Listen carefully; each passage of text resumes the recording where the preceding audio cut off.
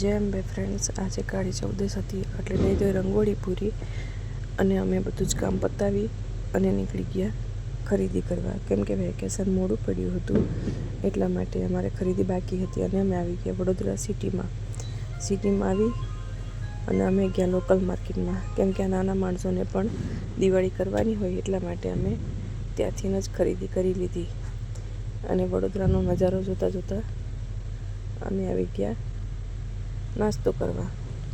નાસ્તામાં તો ઢોકળા ખાધા, પાણીપુરી, સેવપુરી ખાધી અને મોમોજ પણ ખાઈ લીધા.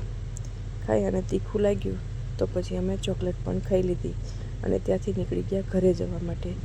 અને આ મંદિર ક્યાંનું છે તે તમે કોમેન્ટ કરીને કહેજો.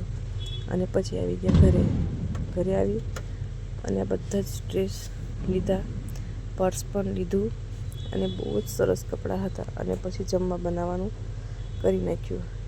જમવામાં તો અમે દાળવડા બનાવ્યા અને મેથીના ગોટા બનાવ્યા અને બસ ખાઈ અને રસોડું સાફ કરી દીધું.